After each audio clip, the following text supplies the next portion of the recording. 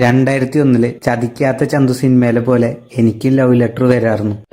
അതിലെനിക്കും അറിയില്ല അവള് കാണാൻ എങ്ങനെ ഇരിക്കുന്നു, അവൾക്കും അറിയില്ല ഞാൻ കാണാൻ എങ്ങനെ ഇരിക്കുന്നു. പക്ഷെ ഞങ്ങൾ കത്തുകളിലൂടെ പ്രണയിച്ചു.